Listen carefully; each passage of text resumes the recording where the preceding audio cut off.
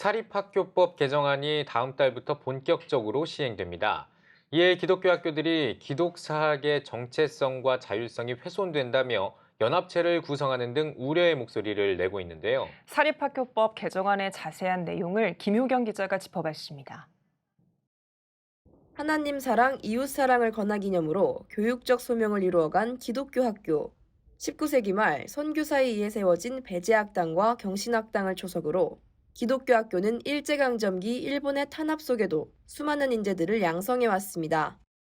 하지만 대한민국 교육 역사의 산실인 기독교 학교가 권하기념에 따른 교육을 실현할 수 없는 상황에 놓였습니다. 작년 8월에 통과한 사립학교법 개정안. 일부 사학에서 발생된 비리 문제를 해결하고 공공성을 강화하겠다는 목적으로 발의됐습니다. 하지만 본연의 목적과 달리 사학의 존립을 위협하는 내용을 포함하고 있습니다. 이에 법조인들은 사학법 개정이 사립학교의 정체성을 심각하게 침해한다고 우려합니다. 가장 심각한 문제는 교사 임용과 징계 의결권입니다. 먼저 해당 법안에서는 사립학교 교원 임용 시험을 교육청에 위탁하도록 했습니다. 학교 주도로 기독교 정체성을 가진 교사를 채용할 수 없게 만든 겁니다. 강제로 시험을 위탁하는 것 말고 그러면 기본권을 덜 침해하는 수단이 없느냐 살펴보면 많이 있습니다. 여러 방안이 있을 수도 있음에도 불구하고 가장 강력하게 이런 조항을 신설한 것은 사립학교 법인의 사학 운영의 자유, 학생과 학부모의 학습권, 자녀를 교육할 권리, 종교의 자유 등 여러 기본권을 침해한다고 보여집니다.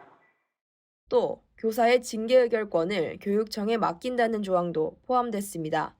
징계 사유가 품위 손상과 교사 본분 위배 등의 포괄적인 내용으로 규정돼 있어 사소한 사안임에도 징계 의결이 이루어질 수 있다는 겁니다. 어떤 특정 편향된 이념이나 또는 특정 정치 예속화에 따라서 징계가 이루어질 가능성도 없지 않아 있다. 이런 염려가 있습니다.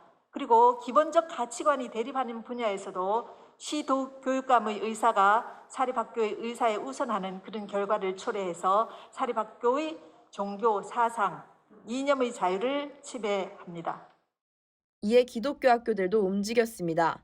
이들은 사학법 개정안에 반대하며 지난해 5월 기독사학연합체인 사학법인 미션 네트워크를 출범했습니다.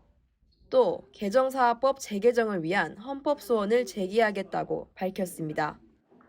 대한민국 역사에 한 줄기로 이어져 내려온 기독교 교육. 사학법 개정으로 그 정체성이 위협받고 있습니다. CTS 뉴스 김유경입니다.